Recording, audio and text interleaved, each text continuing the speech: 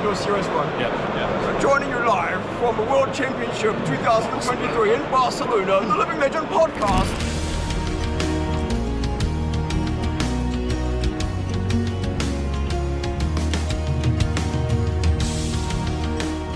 I roomed with Az in Barcelona, and having drinks was absolutely number one on the list.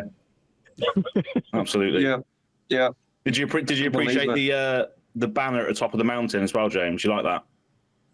I loved it. You're a mad lad, and like I said, I love you for it. It's just who the fuck takes 2 meters and banner to the top of a fucking mountain? Yeah, dude.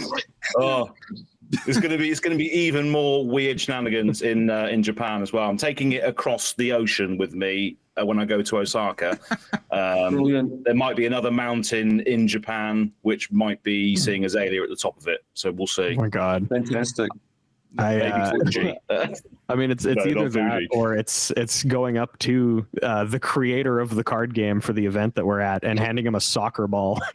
That's right. Just being like, yeah, that's on display in the studio. We should start recording this shit. This is gold. So I actually have been. This is like Living Legends tradition. I start recording as early as I can, and it's just insane banter. And sometimes we'll use it if it's good. Oh, exactly. Yeah. Perfect. Yeah. That soccer ball's on display in the studio. That's a relic, man. That's a treasure. I'm glad you love that soccer ball. It's just like it's representative of everything that we're fucking about. Like, it's just a beautiful thing. I really appreciate that you gave you captured that moment and passed it on to us. So yeah, thank you again for that. Yeah, no worries. Yeah. I'm glad it's found a place, because again, that's what a lot of it is about for a lot of us, is just coming together through a game that you've made, but also just having fun along the way, right? So, but yeah, I think I'm the host of this because that's just the way it fell in, isn't it? So, welcome back to Living Legends podcast. I'm your host for today. My name's Az from Go Again Gaming, but yeah, as you can see on the trying to restrain laughter, but for the audio listeners, we got James White on the podcast today. How's it going? Doing good. Thank you, crew, for welcoming me on the show, and most importantly, congratulations, bloody well done on hitting 100 episodes. Hell yeah, man! Oh, cheers. We've only missed like maybe 1 or 2 weeks, since we started. So we've been at it every single week. Yeah. Yeah. It's a lot of.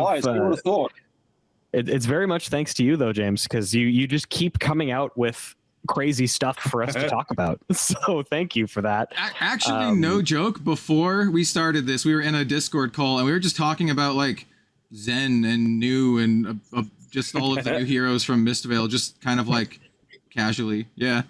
So it's great, Yeah, that's why we're here. Enjoying it. Yeah, absolutely. Yep. But yeah, today we're going to be speaking about a load of different things. MST is obviously at the top of the list because obviously that's just come out. Everyone's enjoying it. It's flying out the gate. And what a set it is. So congratulations for bringing that out. And obviously you've gone on record to say that you're one of the most sets that you're the most proud of. Number one. Wow. Can you potentially explain why that is? Like straight off the bat, why is it your proudest moment so far? Is it the global reach of it? Is it the set in general? What is it for you? It's like holistically everything that it is. Like a lot of different threads that came together to make something that I just think is a very beautiful piece of craftsmanship. So yeah, the gameplay mechanics are like there's a lot of innovation and just interesting gameplay mechanics that are going on. And, as we're seeing from these tournament results, like these heroes do powerful stuff and are having a big impact on the metagame. So from a tournament play perspective, it's, a very significant product. But just from like a game design point of view, the transcendent chi mechanic, I think, is just very innovative and very elegant and very beautiful, very flavorful.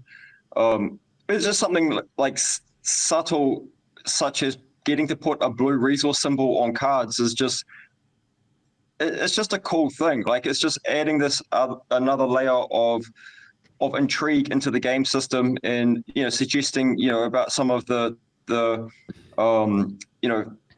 opportunities that are available to explore and what Flesh and Blood is.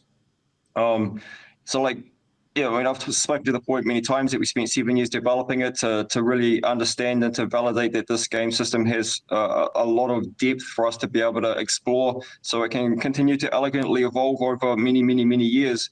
And this is just one such example of like releasing a little bit of that into into the wild, and yeah, just a really big part of game design for me is about capturing flavor.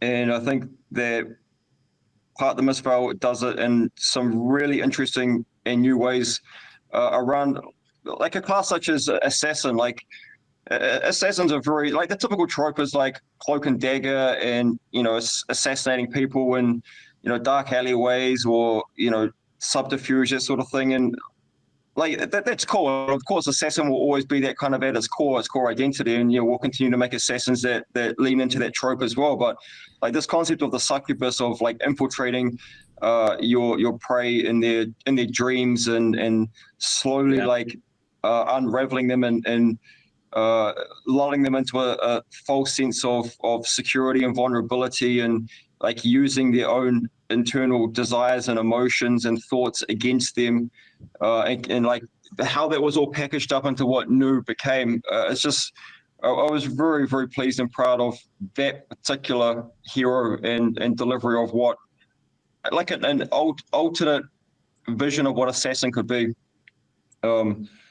Enigma, I was very pleased with because of just how we have iterated and evolved what Illusionist is in Flesh and Blood, like moving from Phantasm and Spectra with the original iteration onto dragons with these Phantasm-based allies into what Enigma is with Ward, and just how that has evolved with the way that the opponent is asked to interact with the Illusionist class is something that I was very pleased with. Obviously, Enigma is very powerful, and we're seeing that in tournament play, but it definitely gives opponents a different avenue of agency and way to interact with the Illusionist player that wasn't present in the previous Dromai and Prism. So there's just a number of different things about Part of the Mistveil that make me say that statement of it is the set that I'm the most proud of, but it's not one specific thing, but more how like a lot of different threads weave together to create a product that holistically I think is just a very beautiful piece of craftsmanship. And then of course there's the collectability and the way that we were able to really pay respect to this being the product that launched in Japan, and bringing in the like a contemporary take on some of these very classical Japanese art styles, and just like integrate it into the whole concept of transcendence and the inner chi to create those beautiful, very iconic Marvel collectibles. So yeah, lots of threads. And you definitely get really get that feeling as well from the Marvels as well. They are all absolutely stunning, aren't they? Let's be honest. Yes. Everyone wants to collect those things. Let's be honest now. But yeah, for sure. What's your unless anybody else has any follow-ups from that. Oh, he's got a card. He's already showing off. Of course he is. Magpie. Got my chase card, the Marvel Nudes. Not in Japanese, but I'll accept the English one too. That's what it's all about. I mean, that's my background, right? It's I'm like Team New for sure. Yeah. No, I've said this, I think, multiple times in a row, multiple sets in a row, rather, that every time we talk about a new set that comes out in Flesh and Blood, the art just is consistently knocked right out of the park. The park doesn't even exist in the in the context of how knocked out it is. I love the difference between the regular inner chi cards and how they're obviously very easily accessible because they're printed at common, and then you also have the collectability of increasing these to the Marvel versions, but the art on them is so stunning. The thing that I've heard from everybody locally and just online in general is like how great they are as just upgrades to your deck, and how noticeable they are to just play with on like a game to game basis. So I think you did another very good job implementing Marvels to increase the collectability of the set, which I think in a way also drives down the price of like the Marvels, especially the cards that you want people to play with, or the Majestics rather, that you want people to play with, the things that actually build the deck. And then these are just sort of additional, almost like cosmetic upgrades, which I think is great. It's a good way to keep the cost of the game down while also allowing people who are very entrenched to show their love for the game and the hero that they're playing. So I think it's just I wanted to give a kudos for that, because you keep doing it very well. Yeah, thank you. Yeah. It's a recurring thing. We've had Sam on the channel, on the podcast a couple times, but we really believe that the creative department are kind of like some of the unsung heroes of Flesh and Blood. They don't get enough attention. We always like to highlight For that sure. kind of stuff. Yeah. It's great.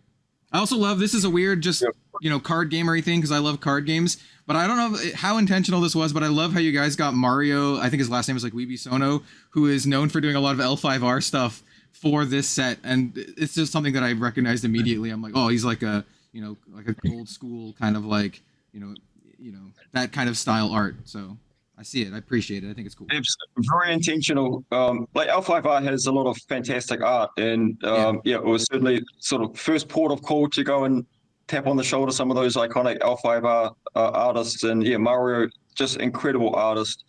Actually, he has a piece in the next set as well that I was just like adoring a couple of days ago, that you'll actually see out in the revealed in not too distant future. So stay tuned for upcoming product release and some more incredible Mario art out there. No, I'm looking forward to it. He did the art for my spoiler card, the Persuasive Prognosis. So I was pretty stoked about that. So I was like, hell yeah, dude. Got some Mario art there. Anyway, that was just my little list. Since we're specifically mentioning artists that we appreciate you bringing in, I'm trying to find them. I thought they were still on my desk, but there's an artist that I've been following for a very long time in the Magic the Gathering space, Eric Klug. He is I think the most talented altarist that exists. He just consistently knocks it out of the park, and I was so unbelievably impressed that he was brought in on Dusk Till Dawn. And I think that his like stained glass style worked perfectly with the flavor of the set, and the fact that you could get more of the art with the Marvels. I personally was just very impressed by that. I'm glad you enjoyed it. Yeah, he is incredible. I love following his Twitter threads or whatever and seeing him post the alts that he does. He's, like you say, he's so talented. Every single time he posts, it's so I just saw that one for Final Showdown, but every single time he posts something, I'm like, come on, man, leave some talent for the rest of us. Everything looks like it's just printed, like just shoved through an inkjet printer. It's perfect down to the pixel. It's amazing. Hopefully we can get back again sometime when there's another set that fits his style. But was very, very stoked to have him come in for Dusk Till Dawn. It was a great honor to work with him. Mm-hmm. Awesome. So congratulations on another 6 set. We're already looking forward to the next one. I can collectively speak for everybody, and we're already looking forward to the next whatever comes out next. These are cool as well. I'm not sure whether they're green screened out, but these things. Oh yeah. Kel, thanks for giving me one of these. Thanks for bringing one back to me. Yeah. And the Japanese Red in the Ledger Matt. Thank you very much. You're an absolute hero. Of course. But these are really, really cool. I'm not sure whether you plan to do any more of these book things, because I like to flick through and actually read the cards. It was such a good idea for the event. Like both ways. I actually even played one complete event with just Japanese cards. I'd been playing Enigma the whole weekend, so I'd kind of memorized the cards anyway.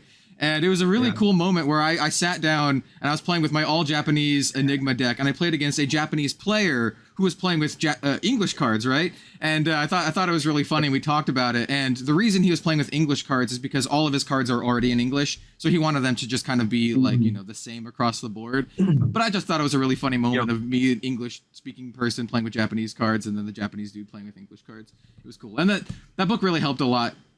If you had any, thing come up, you can always kind of look up the book. I thought it was really smart. Yeah, it was good. We wanted to do everything that we could to bridge the language barrier. Obviously, there was a ton of international players, like you saw, Cal. I think it was about 400 international folks flew in. Wow. And obviously, there was over 400 people, Japanese players playing in the World Premier as well. Might have been like 450 and 300. Yeah. So I think there was 850 people total playing World Premier. 450 of them were Japanese and 400 of them were international. So it was really important that we did everything that we could to bridge that language barrier. And just kind of, I guess the booklet has turned into being this like commemorative piece, which is really cool to see. Well, I don't know if we will do it again, just in general. Like, for example, the if the next World Premiere is going to be in Tampa, so in the US. So we do expect the majority of the people there to be English speaking, and it'll be English only product there. So it doesn't really have a need to have a multilingual booklet available to support that particular event. But I think like creating these sorts of just like little collector guide type things is interesting, just in general, like to more service the event commemorative item rather than being like this functional thing that it was intended to be for World Premiere in Tokyo. But yeah, I'm glad you guys enjoyed it. I bought a few home as well to share with the folks back at the office, because I think they were printed in Japan. So like the guys, the team back in at LSS hadn't actually physically seen them either. So yeah, glad that you guys enjoyed it. Yeah, it was great. I ended up with a couple of them. I sent one to Az, sent one to Bill, kept some for myself. But yeah, they're cool. Yeah. Good little thing. But yeah, I mean, so moving on from MST, obviously it's a big, massive success at the moment, and success goes hand in hand with what you've created at LSS. So we all know that you've experienced massive growth. You appeared on the that NZ, I don't know what it was. It was like a business video, wasn't it? It was on Twitter. I can't remember what it was, but you appeared on that as well with some really good numbers there. But with regards to growth, what do you think are the main sort of challenges and hurdles that you face as a company, as a game at the moment? What do you think is the hardest thing to sort of overcome the challenges you might be facing now, despite the growth, despite all the good times? What's the hard bits at the moment? Just the hard bits is managing the scale up. So, with growth comes new territories and new partnerships, and you're just increasing store network, and you got to scale up your operations to be able to support all of these new markets and new stores and new partnerships in the best way that you possibly can. Part of that is about growing the team out as well. So in LSS, we got I think it's around 55 staff now. So as you continue to grow that the people part of the studio, just making sure that we maintain the kind of culture which has got us to where we are, and make sure that everyone understands what the vision is and what the values of the studio are. And particularly as we're hiring more remote international staff as well. I think there's around 15 remote staff at the studio now.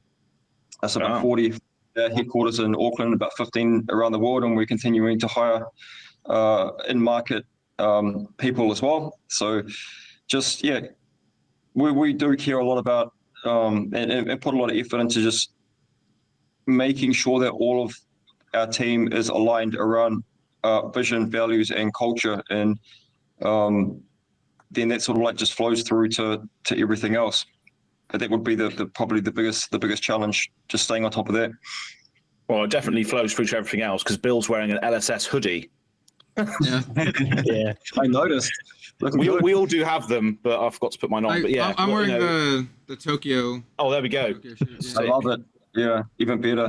Yeah. I have a Japanese spring tunic coming in the mail from Cal as well. Yeah. Oh, nice. Very excited. Yeah. I love these kind of things too. We talked about it in an earlier episode, but they feel a lot like band tour shirts. You know how like you'd get a shirt from a band that's like specific for that tour. And I kind of dig that kind of vibe, It's kind of like an exclusive piece of, like memory almost, Yeah, for sure. Yeah, the values really, really sort of, hit home with all the people that are playing the game and appreciating the game. And that's why you see people buying merch and all this and supporting the actual studio. The Bill's hoodie doesn't even say Flesh and Blood on it. It says Legend Story Studios. So people are buying into the vision but in addition to the game itself, and everything that you represent is shining through. And that's why we continue to do what we do as creators and as podcasters. Yeah. For me, it's not about just creating a product in a game. For me, this whole thing has been about preserving a culture, right? Like, when I was younger, I played the game and saw the world, and that shaped my life. And I want to make sure that culture is available for the next generation and to embrace as well. And it just makes me just pleased, so happy to see, folks like yourself just getting out there and jumping on planes and trains and automobiles to go and play some cards during the day and get pissed at night. Yeah, that's right. Or Az's case, get pissed during the day and night. And night. There's Go on, Bill. Tell the story. I know you want to tell the story. Well, okay. So as I said, I roomed with Az in Barcelona. And first of all, I have been across the pond because I'm from Canada. I've been across the pond to Europe, I think a total of twice, and Barcelona was one of those times. And so because of Flesh and Blood, I got to see Spain, which was fantastic. And I roomed with Az, which was also fantastic. It was like a 1-minute walk away from the venue. It was like perfect. But Az took that as a challenge to be like, okay, well, that means that I can do whatever I want and I can still go to events and be fine. So one of the nights, I think it was the night before it was one of the Familia events, the Battle Hardened, event. And I believe you stayed up until 6 a.m, streaming and drinking and having just a grand time. With the understanding that he had to be like ass in seat at 9 a.m. for this event. And he somehow did it. I don't know how, but Great Britain. just built differently. But yeah, just another fantastic story that I have. I think either the night after that or the night before, we also got paella, and it was just wonderful. And I have so many positive emotions and memories about specifically this event. And this was like the first major Flesh and Blood event that I had been to. Not only was it, the first Flesh and Blood event where people came up to me and they were like, "Oh, I love your work. I love your videos." That was crazy. Absolutely. Like that felt really cool to me as well. Being able to meet with other people like Carolina, I got to meet with just basically like every cosplayer in the scene. I got to play UPF in the hotel room with DM Armada. We played UPF with DM Armada and sorry, who was the fourth person? I'm blanking. Ethan was there. He turned up, and then who else was it? Max Velocity. That's right. Oh, Max Velocity. Yeah, and her partner. That's right. Yeah. Yes, and so we got to play with them, and I got to meet all of these cool people, and it's 100% thanks to just the game that you've created and the culture that surrounds that. And the type of people that decide to play this game and interact with it in sort of the same capacity that we do. So Flesh and Blood is a wonderful game. It's absolutely phenomenal. And it's like you're saying, see the world by playing the game. That is absolutely true. And you also just get to meet some cool people. Like we're in 4 different time zones right now. That's wild. Yep. Yes, it's 1:30 in the morning where I am right now. It's not just that, it's like time zones and countries too, right? It's all different. Yeah, it's all good. I love the story. So, that's what it's all about. Yeah, that's what it's all about. Yeah. And one day we've got to have a beer as Oh yeah, absolutely. Yeah. Or two. Absolutely. Well, I'll be in. Yeah, or two. Yeah.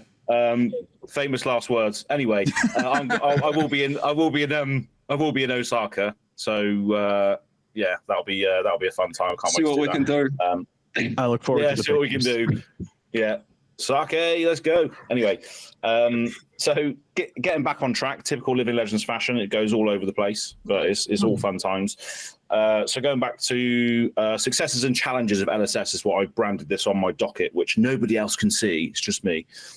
So in a world that has so many games and geekdoms. is it more important to focus on your niche and your best strengths as to what you identify them to be, or appeal to a wider audience? This would also attribute to how you intend to grow your main player base and engaging with potential other customers as well. So hopefully I've structured that question enough, but Yep. Yeah. So I think that I've always believed that one of the beautiful things about trading card games is how they appeal to different people in different ways. So some people really care about like the ultra competitive kick and chasing the Pro Tour dream and wanting to become national champion or world champion. And for some people, that's what it's all about. For some people, it's about collecting. For some people, it's about just going down to their local game store on a Friday or a Saturday and catching up with their local crew and playing, casual competitive, as I like to say. For some people, it's just about beers and pizza and Friday night with the friends and family.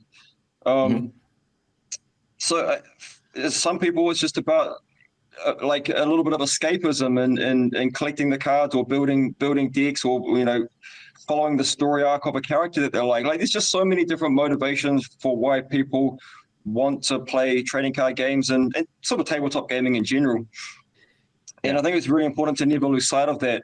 Obviously, Flesh and Blood is like quite famous for our pro circuit that travels around the world. And in the industry at the moment, if you want to play the game and see the world competitively, Flesh and Blood is the go-to game. Like, no other publisher, including Magic, including any publisher, is offering a world tour of the scale and scope that Flesh and Blood is. So that is something that we're very proud of, and obviously we put a huge amount of resources and effort into delivering. But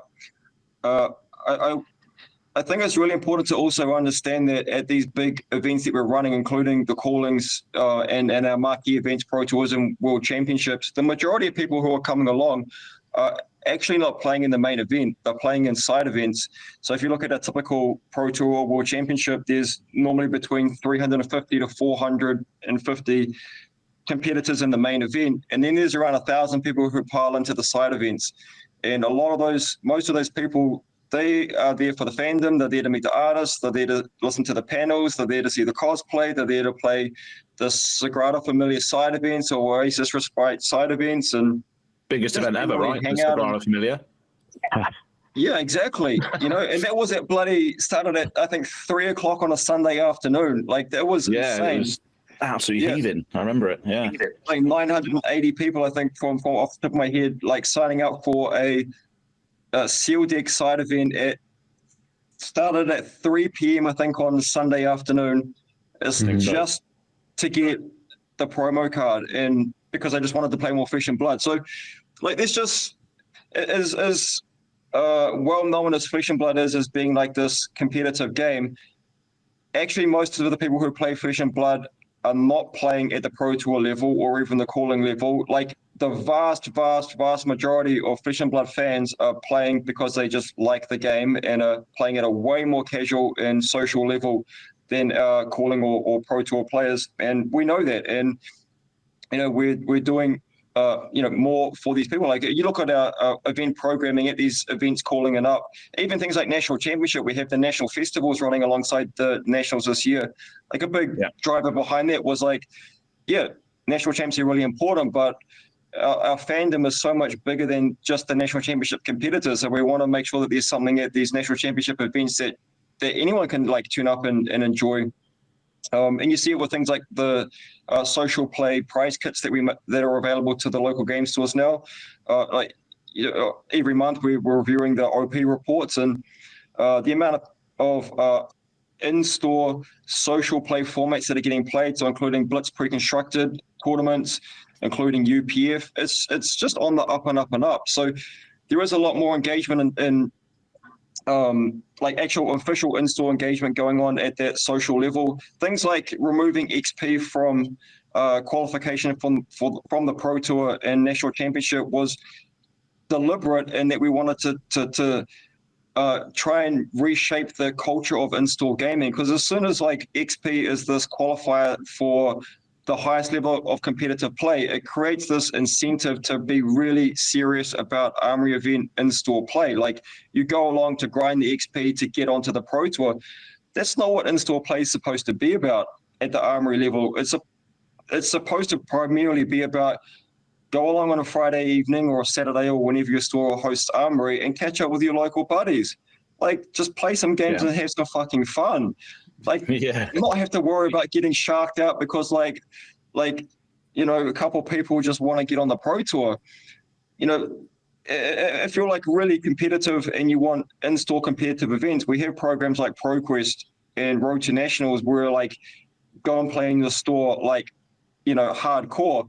But Friday evening, just finish work for the week, just want to go and like have some fun and sling some cards. Like, that ain't the forum to be, rule sharking people because you care so much about fucking getting 3 more XP to get on the Pro Tour. So there's a lot of things that we're doing to like more support like social play and casual play and like the non-elite competitive play, if that makes sense. Yeah, definitely. And there was a question surrounding that, but you've definitely addressed it in what you said there. So Pat, I hope that answers your question because you did submit something along those lines. But I've just scrolled down my documents. I don't know where I am, so bear with me 1 second. So I guess to answer your question more directly, we are very mindful of all the different kinds of people who like to play Flesh and Blood, and I think it's really important that we do cater to the broad and diverse range of interests that do exist out there. Yeah, we're more than just a competitive game. Yeah. Well, that was that Fab 2.0, wasn't it? Sorry, Cal. Fab 2.0 mentioned you are more than just competitive game. So yeah, definitely getting there.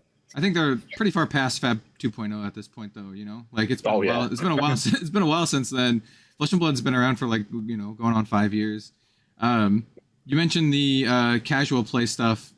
Is there going to be like more of that kind of incentive is not the right word, but more of that kind of stuff coming in at the LGS level in the future?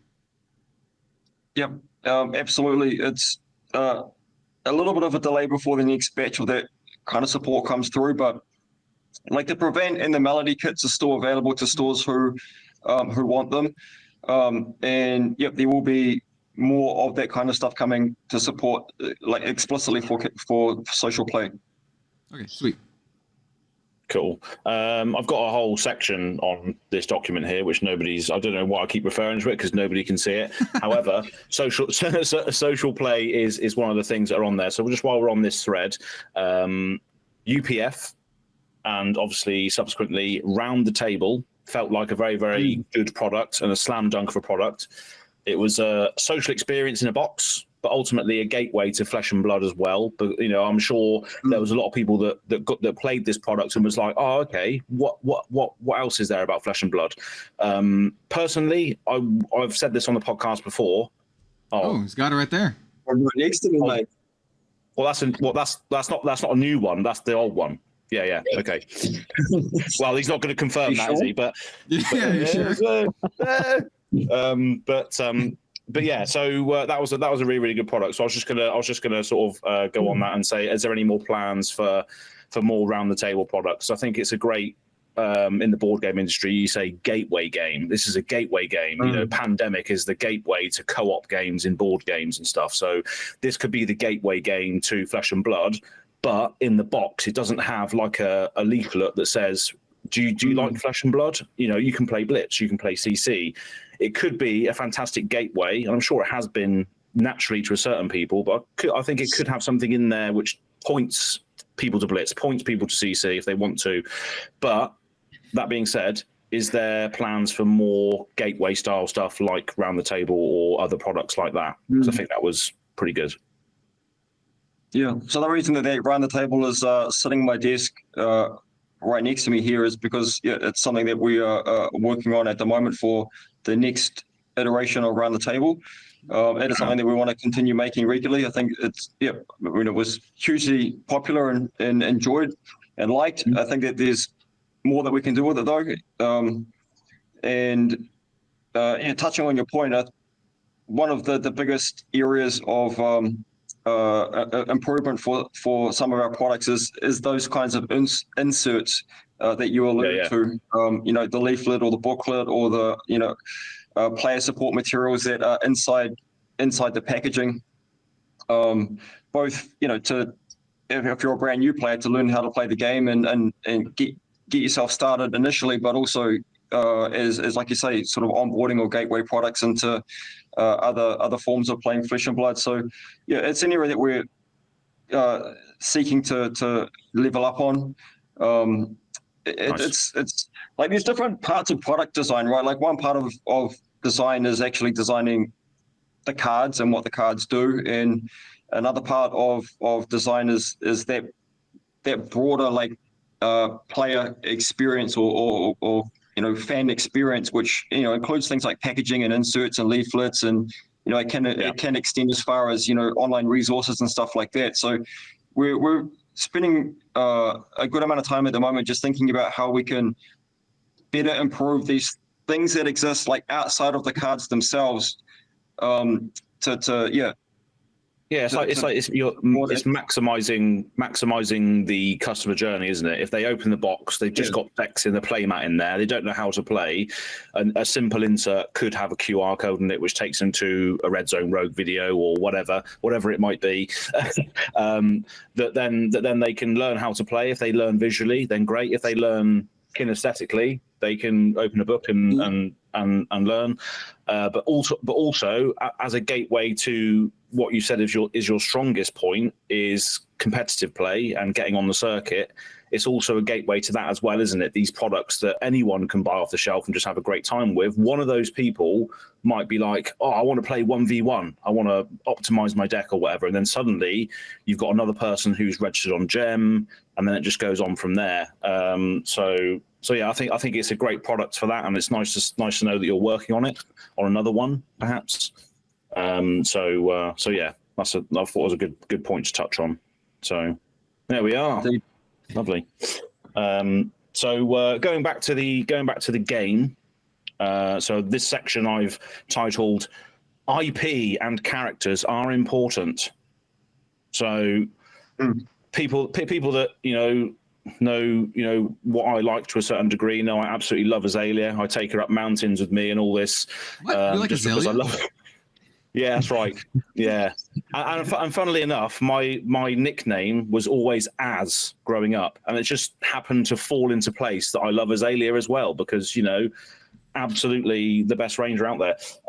But going back to the point, yeah, absolutely. And you told me as well, James. True. You said exactly at the moment. Yeah, that's right. And you told me. You said when was it? I think it was in San Jose when Dynasty just came out.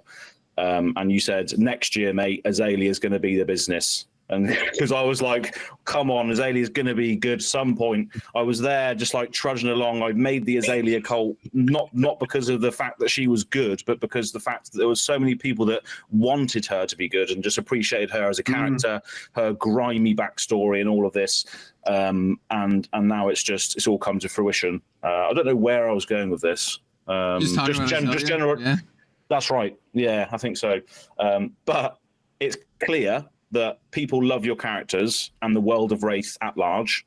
So do you have a vision of where you'd like the independent property of Flesh and Blood to go? And could you see it in other media in the future? Yeah, 100%.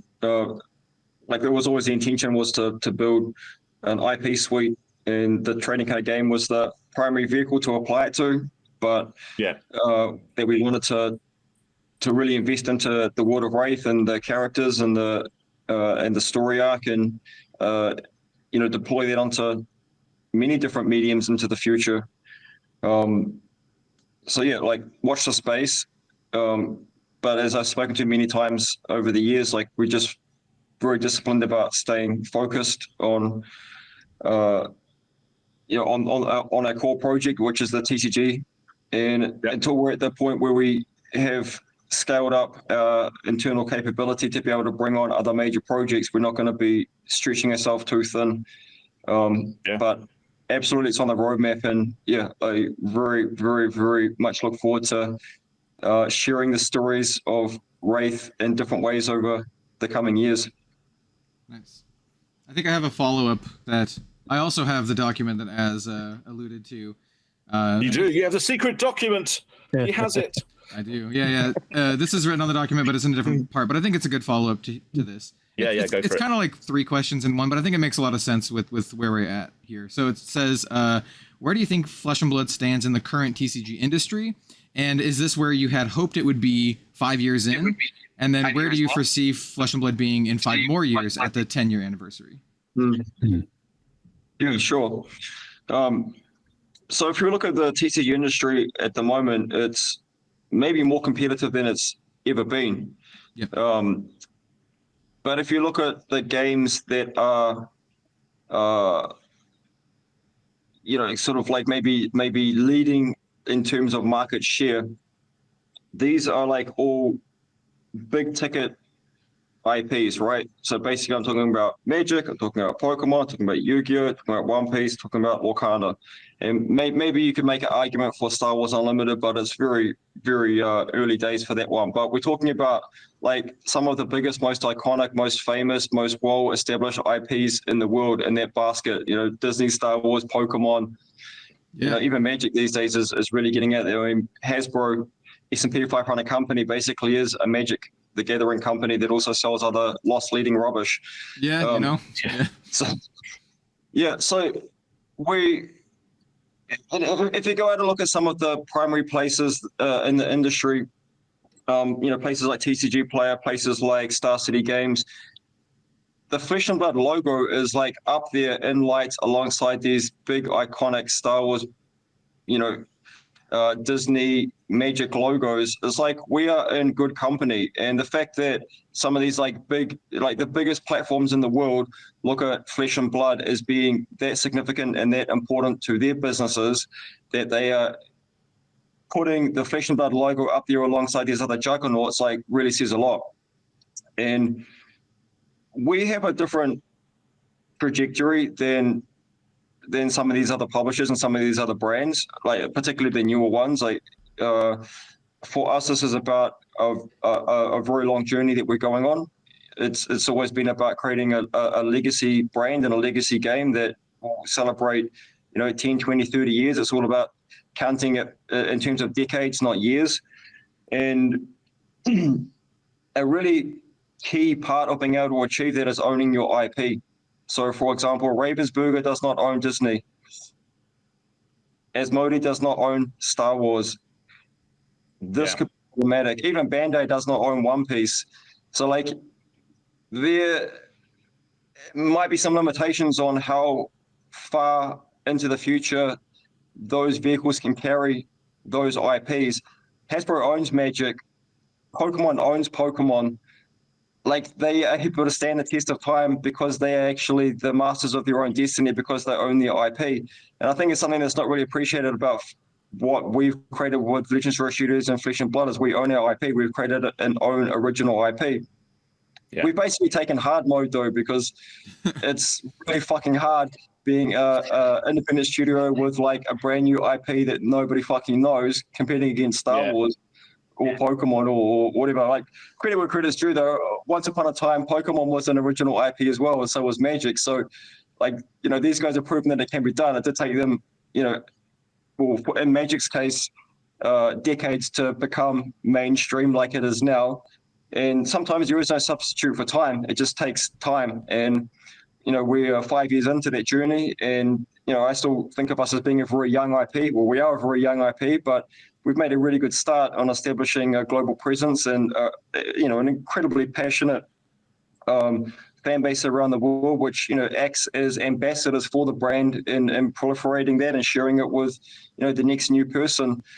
I think we've made a great start, and I'm really proud of what we've achieved. And there's just a lot more of the story to be told in the years to come, though.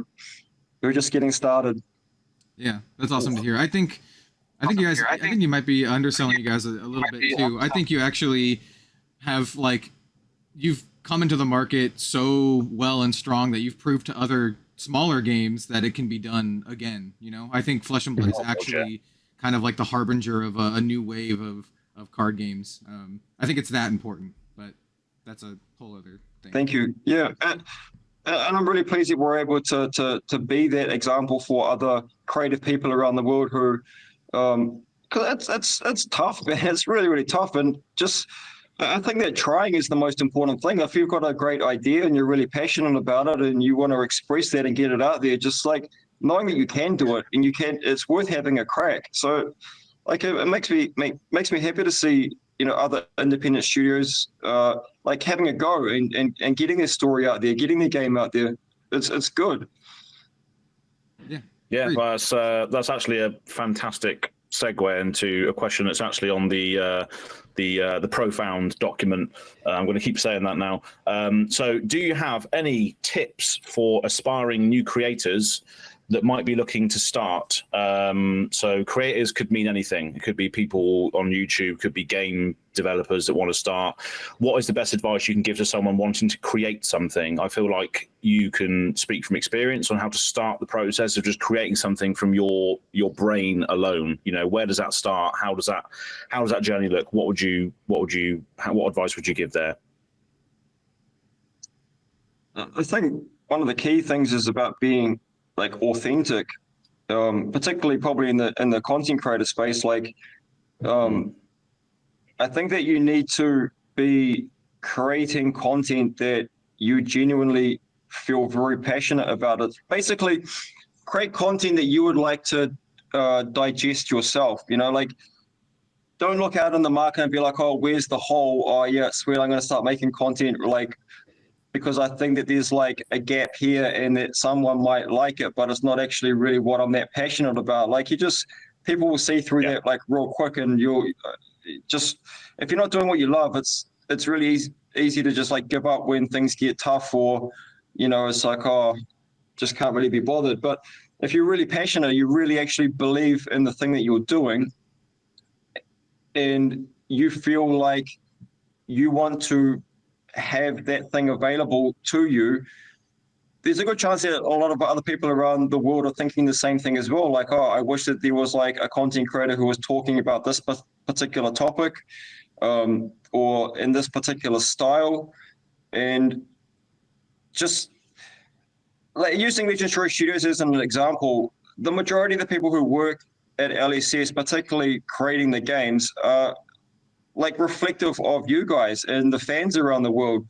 I feel like we make a game for people who are pretty much like very similar to the people who are making the game, if that makes sense. Like, we're basically a student of TCG fanatics and gamers, and to like using Magic as a bit of a example. Like, I was working with Wizards of the Coast in the late 90s and the early 2000s. I was the premier tournament organizer for New Zealand, and worked with head office to do like a lot of campaigns, including launching Duel Masters in New Zealand and running all of the like big tournaments here, National Champs, Grand Prix, launched the judge program across New Zealand, and worked with the stores all across New Zealand as well to really get in-store play started. And so like working with Wizards of the Coast back in that era, late 90s, early 2000s, Wizards of the Coast was a company very similar to Legendary Studios now. It was a company that was just full of people who loved playing games.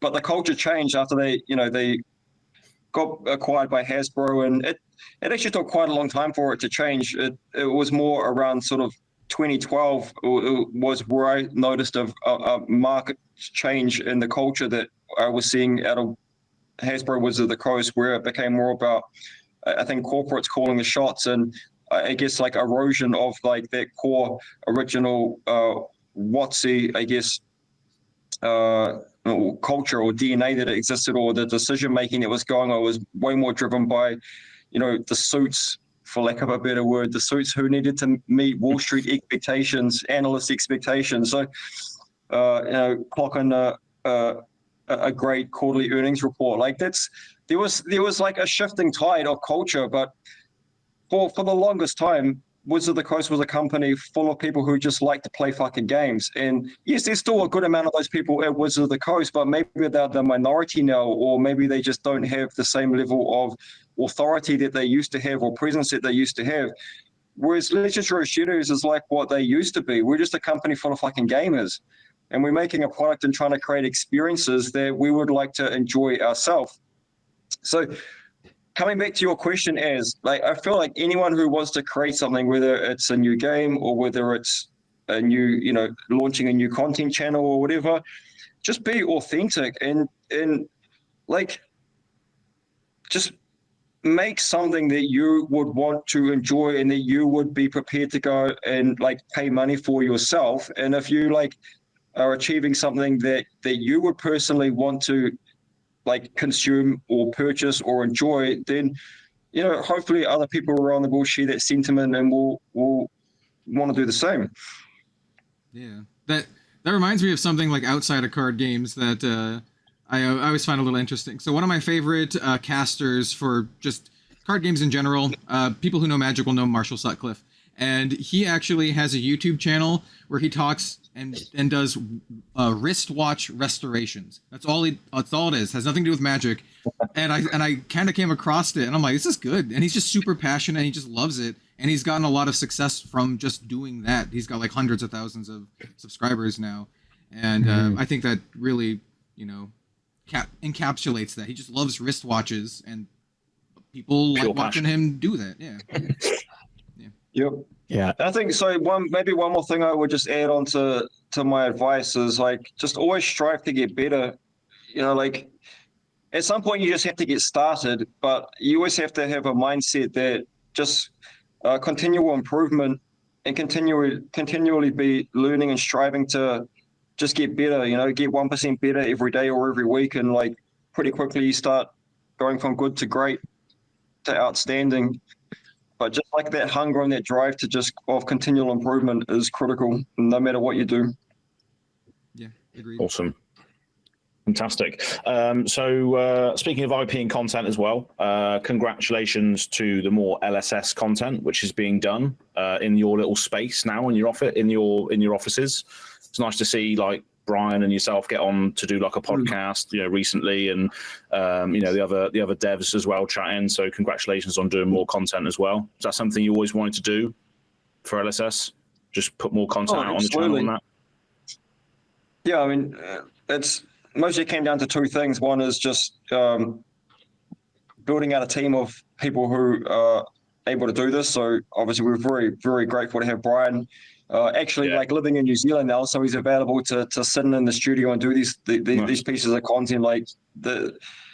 He's just such a talented guy, and whenever I do interviews with him, he makes it easy for me. He just is able to ask great questions in the right way that just guide the conversation, in the right direction, and can lean in and provide support if the conversation needs to just get a push in a certain direction. So he's very, very good at just being a host. We've people like Alex Norville, who is a behind the scenes guy, but I mean, Cal, you'll probably have spoken to Alex quite a few times over the last year or so. Oh yeah. He does a lot of work with the content creators, but he's also very talented at with video and editing and production. So that's something that he's been working on a lot over the last 18 months, is just leveling up that skill set that he has. So having him in-house now to be able to do that content creation has been critical. But the other thing is environment. As you guys probably know, we moved into our new studio not too long ago. So now we actually have a place where we can get camera equipment just permanently set up, and lights and stuff like that, and got the backdrop and so on, basically the filming set. And where we were prior to this, it just wasn't anywhere to be able to do that. So it's kind of all of these factors, people and environment, that have enabled us to be able to do more content, and really happy to see it coming through. Awesome. Cool. So how much time do we have left? James, what do you reckon? Maybe 15 minutes is good. 15 minutes. Sick. Cool. So going back to the characters then, obviously people love your characters, but is that also a hard thing and a challenge to overcome as well? The fact that the game can sort of lean on characters being so integral to a player's identity and attachment. So for instance, this set, as amazing as it is, doesn't have anything for a lot of us that don't play the classes, for instance. The expansion slot solves that to a certain degree, because you got some sort of thing. I've picked up the cold foil long draw half glove, for Azalea.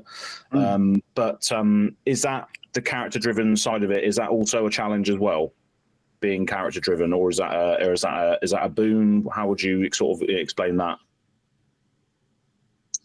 I think it cuts both ways, to be honest. Like we love that there's this like massive like immersion into certain characters and love for certain characters, like yourself with Azalea, and just like traveling around the world and talking to people. One of the common things I ask is like, who's your favorite hero, or who's your main, or whatever, and just the love for certain characters is just immense. And so like hero identity is, I think it's a strength for the game, and quite a big reason for the great love of the game. At the same time, the downside to that, as you've called out, is just like not every product has something for every hero.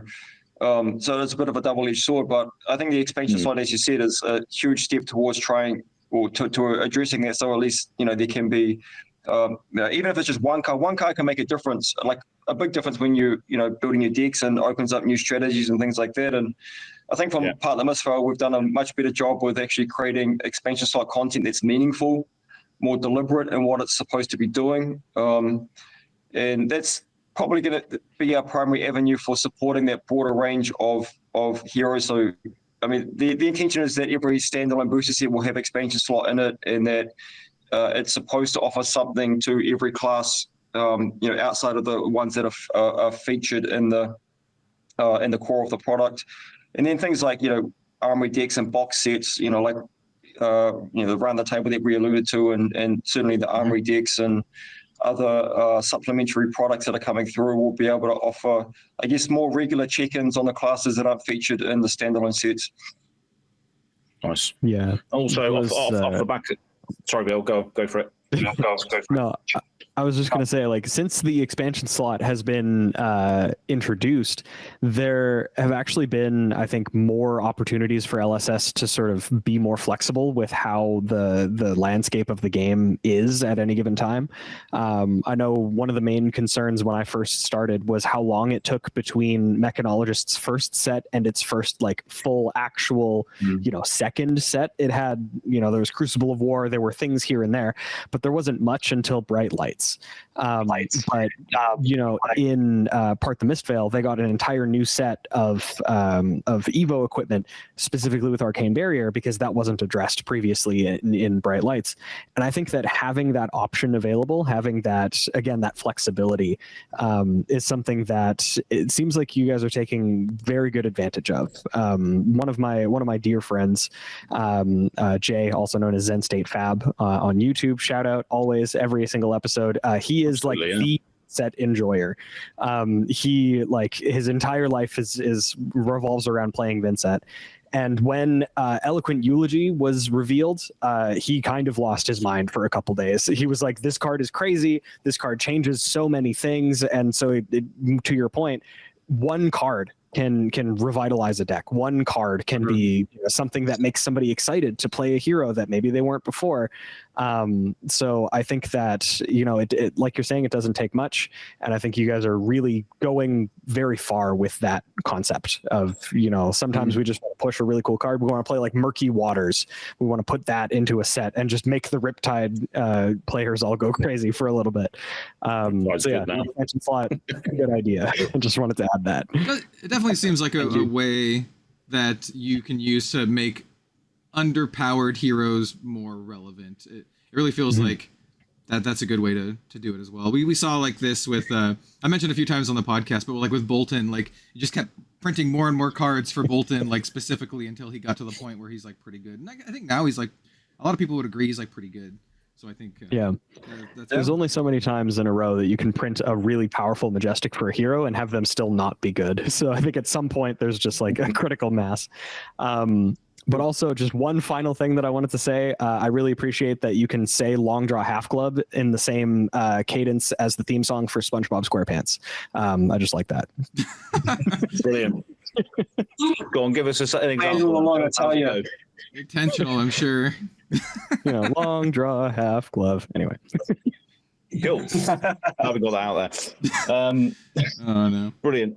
So just another question on heroes and what have you. So obviously the heroes, the deck, the aesthetic, the play style, it all merges into one. That's why we love the game and love the heroes and everything.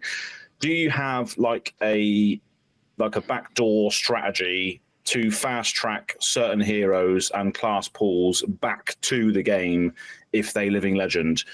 Because we saw Prism come back quite quickly. She was clearly a fan favorite. And I'm asking this because I'm obviously in love with Azalea, essentially. So when she living legends out, definitely afraid of Azalea hitting living legend. Yeah, especially recently as well. I don't know what I'm going to do in my life afterwards. But yeah, is there like something that you have in your back pocket to say, right, okay, if Azalea goes or if this fan favorite goes, then we can draw upon this string or do something to bring that character back? Because as you say, one of the big things about characters and the way the living legend system works is if they drop off, people that are playing CC just can't play that hero anymore. And you can still play it in Blitz and other formats and stuff. And I've been enjoying a lot of Blitz recently, to be honest. It's a refreshing way to play. But is there something that you could potentially do to bring that character back, sooner rather than later, like we saw with Prism, perhaps? Yeah, I think that the biggest tool we have available there is Armory decks, and you'll start to see that. Okay, yeah. In the future, yeah. Not this year, but 2025. Some Armory decks featuring brand new heroes, not That's cool. Like the KO and Bolton, as not returning heroes, but brand new heroes or new iterations of heroes. So that's something that you'll start to see next year. But there's also opportunities in other places to plant, returning classes or returning class talent combinations to unlock those card pools again. Yeah, I think it is. I think for me personally, it's the named character. It's Azalea. So if Azalea goes, all of the aesthetic, all of the stuff with her, she goes away. All the Azalea specializations go away. Red and the Ledger goes away. Not a Death Whistle, etc. So that's another thing as well. That also has a knock-on effect. Is if the character goes, all of the specializations then go, and that's part of the identity. So I was just wondering whether, but. Yeah, I mean, for sure. I mean, as you alluded to, like Prism came back and Arclight was back. Lovely. Like KO was like a rem.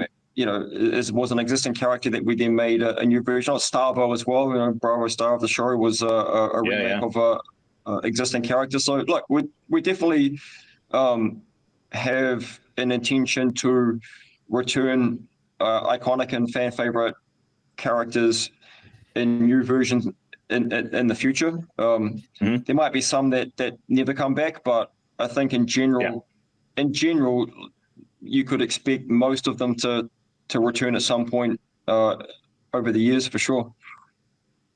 Cool, nice. And then the last sort of question I have on the structure here is Fab's main competitive format, CC, is an eternal format. So what are the pros and cons of an eternal nature of that format? Does it limit the design space, or does it make it easier having a large card pool to draw from, etc.? Pros and cons. I'll probably start from my view as from the players. I think that players having utility of their collection over many years is a really great thing.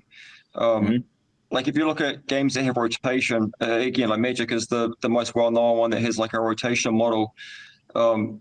Rotation is a sugar-coated way of saying that we're going to ban 1,000 cards a year. Yeah. Like it just is. It's like they framed it in a way and they've normalized it so that it's not perceived as banning 1,000 cards a year, but the mechanics of it, the outcome of it is that 1,000 cards are banned from the format each year.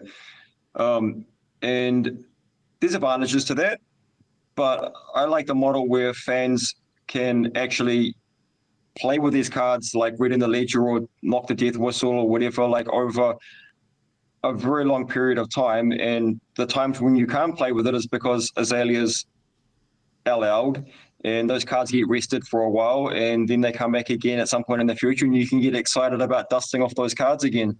So that's what was very intentional, why we designed the Living Legend system the way that we did, so that card legality is like fluxing in and fluxing out based on which heroes are legal at any one time. But yeah, I guess it's the first thing. When it comes from designing the game,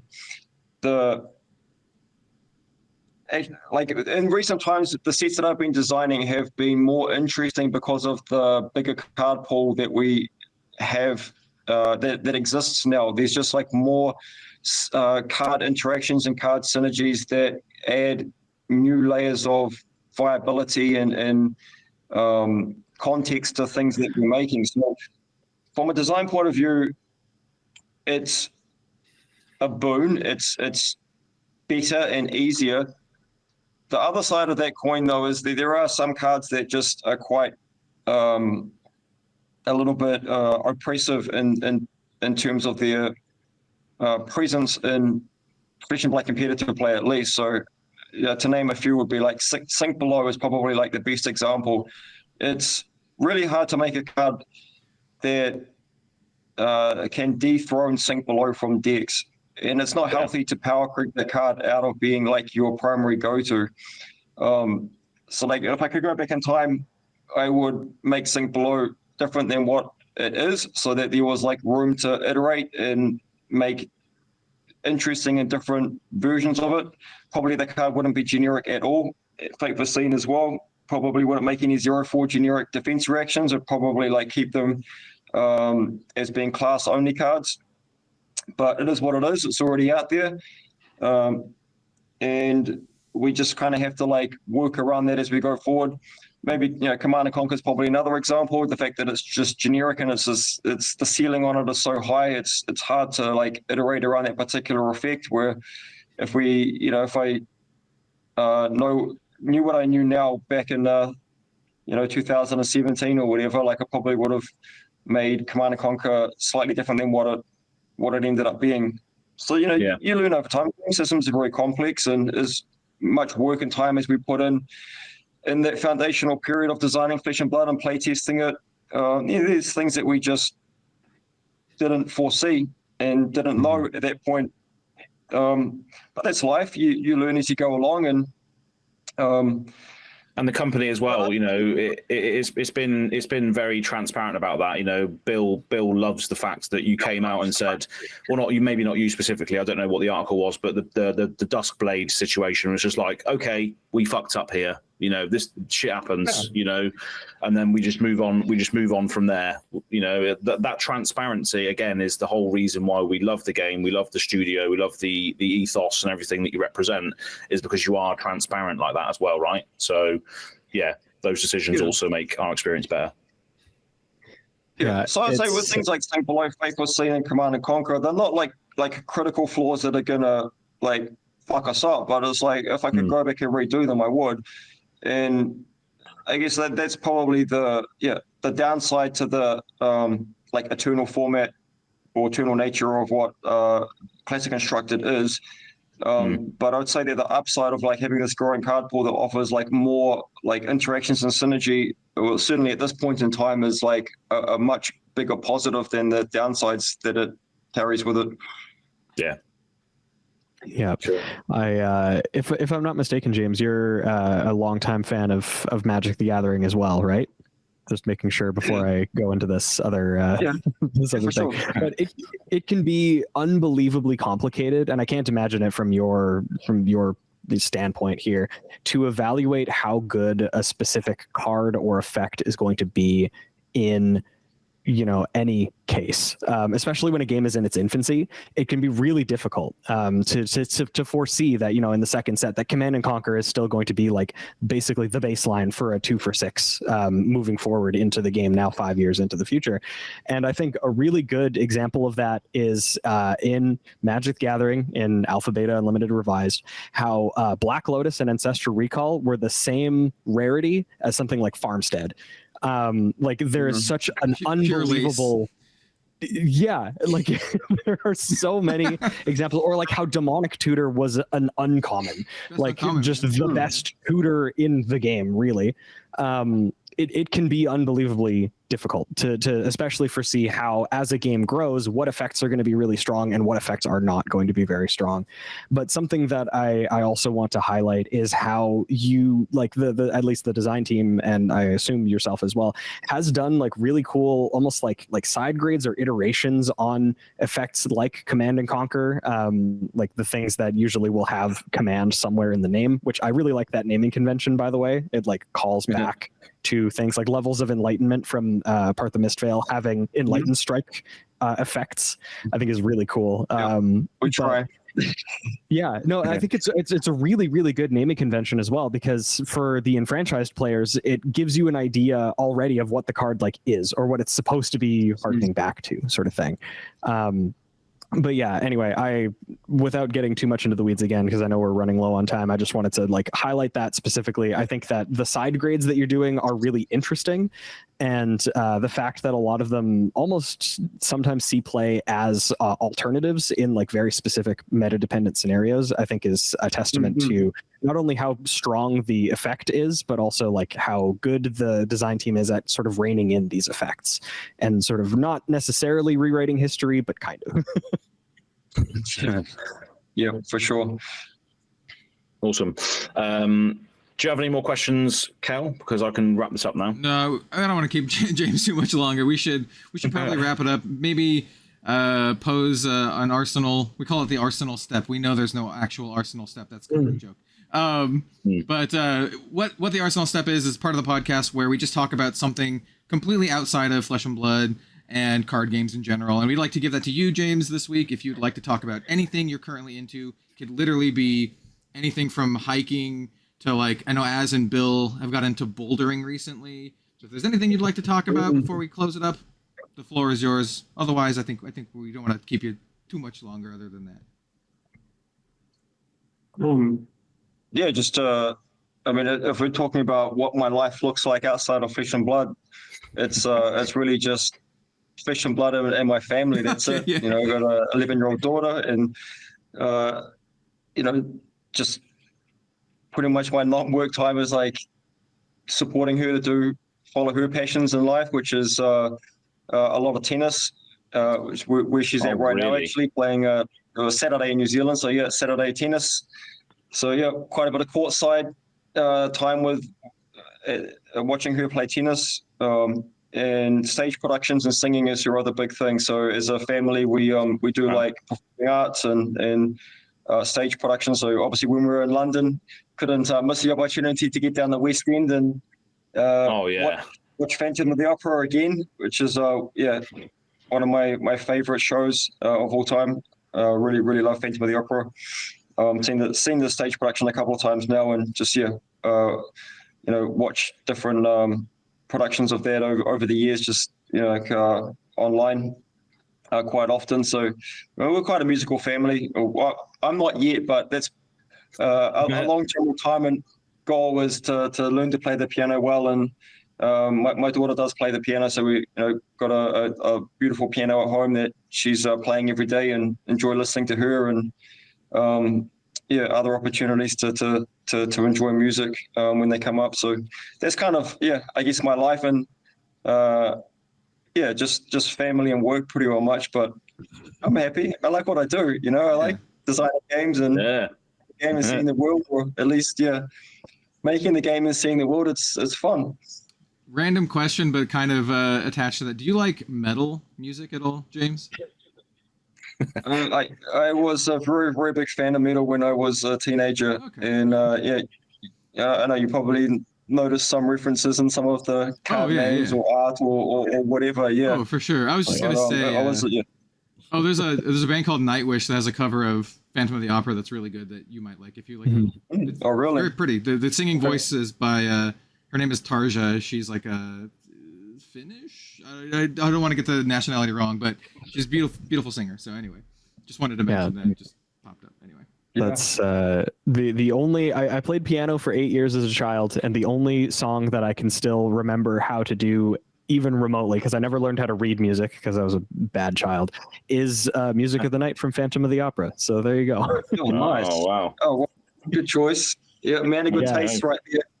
I like Phantom of the Opera was like my favorite musical when I was a child as well. I've seen the stage production twice. I watched the DVD on repeat. It was like, so yeah, it's cool to see that there's some more parallels across the pond. So keep it up. Yeah, for sure. Do you have a favorite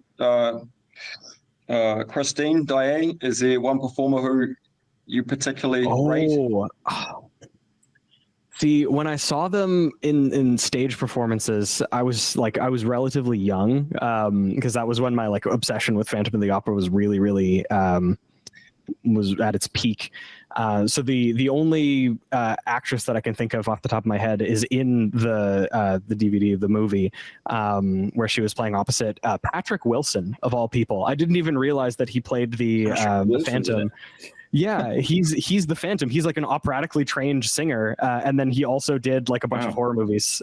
He was in I forget which series it is. I think it's Insidious or something like that. Yeah. But yeah, of all people, I was very surprised to hear about that. But yeah, I think she just does a very good job.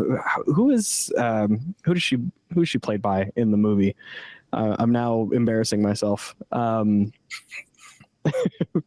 Phantom of the Opera, deep lore on the Living Legends podcast. Love it. My favorite Catherine, Christine Daae is Sierra Bogus. You should search up some of her productions, particularly her performance at the Royal Albert.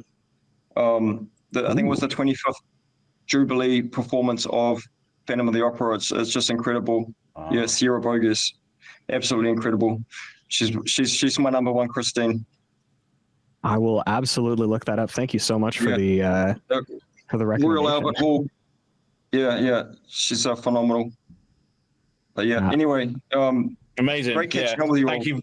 Yeah, thank you very much for your time, James. It's been a fantastic chat. I appreciate you coming on and spending your Saturday, I believe, in the future with us for an hour and a half now. Yeah, thank you. Yeah, all good. And just look, again, congratulations on hitting 100 episodes. Thank you very, very much for all of your passion and just effort to entertain and inform the community. And it is really greatly appreciated. And, just a lot of the team at the studio back here in Auckland, we follow along with your content and love what you do. So keep on doing what you're doing. You're doing a great job. And just, love to see the passion that you all have for playing the game and seeing the world, and using trading card games as a great excuse to get out there and just, enjoy the world and make these friendships, these transatlantic, trans-Pacific friendships, it's awesome. Roger. It's literally a dream come true for me, so, Yeah.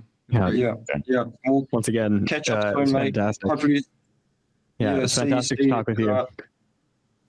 See some of you, or all of you in Osaka, go and grab that beer.